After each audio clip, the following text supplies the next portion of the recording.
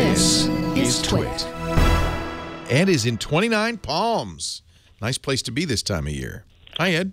Hi, Leo. How you doing? I'm well. How are you? I'm doing well, and it's a nice place to be this time of year. I have a question. I know you can help me. I have a nice little Dell Inspiron laptop, and I've got it connected to my local provider by way of the modem.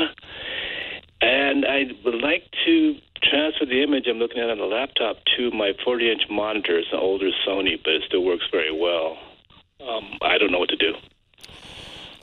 You can hardwire it. Does your laptop have an HDMI connector? Yes, it does.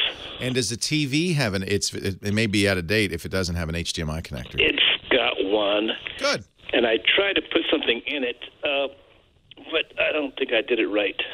You need an HDMI cable. I don't know what something is that you put in there. Well, it is an HDMI cable. Oh, good. I guess I said that very Yeah, putting a piece of bacon in there will not help, but an HDMI cable would work. And then you put that onto your computer. Right. You may need to go into the computer's display settings and tell it to mirror what's on the screen out the HDMI port, and then it will show up on your TV. That's the easiest and best way to do it because the TV basically becomes a second monitor. Right. Okay. I didn't even think it was going into the settings. You have to make sure that it's sending it out.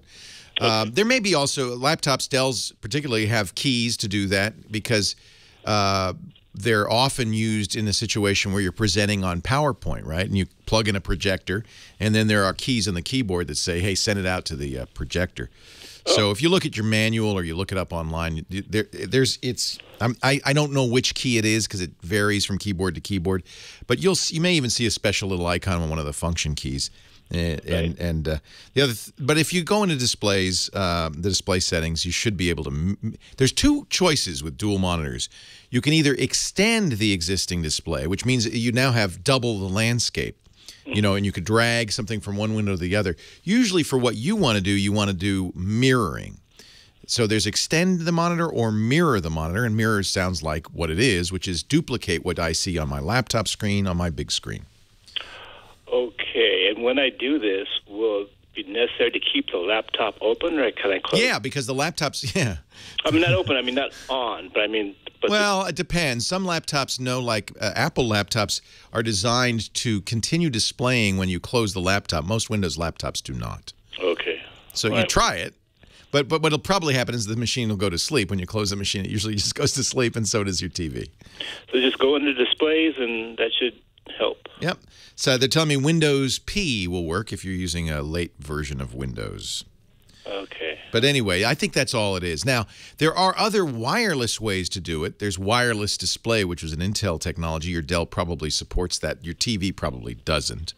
But you could get a dongle that would do it. But since you have HDMI, that's always the best way to do it. All right. It's the fastest. The only thing bad about it, of course, is you're cabled in to the TV. You will see immediately, though, and I get calls almost every week. I get somebody saying, I want to use my big screen TV for a computer monitor. And you'll see immediately why I don't recommend this, because ironically, a computer monitor is a higher quality display than your HDTV. And that's because you sit closer to a computer monitor than you do to your TV. So your TV is actually pretty low resolution. A 55-inch 1080p screen is a very small dot per inch, because it doesn't need more than that. On the other hand, your computer monitor, which you're sitting an arm's length away from, or sometimes even closer, will have a much higher dot per inch and look much better. And why does the dots per inch matter? Well, if you don't have at least 100 or more dots per inch, text won't show up very well. And now, increasingly, we're getting used to even higher dot pitch, things like 300 dots per inch.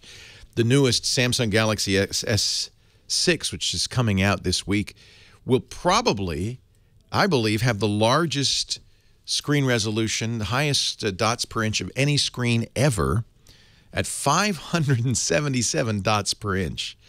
That's well beyond the ability of the human eye to tell the difference. But you'll see on a TV, doesn't look good. GM Bob is making a point, which is probably a good one, which is if you've changed the settings on your computer and the TV doesn't adjust, it's sometimes the TV has to go out and look at the cable and figure it out So it might do to unplug the HDMI port on the TV, unplug from the TV and plug it back in again. That's kind of a signal to the TV. Hey, look, I'm sending you a signal. Would you look at this and see if you can display it? The TV does have to be able to display it. So you may have to change your resolution on your computer because, again, the computer's used to something much higher resolution than your HDTV.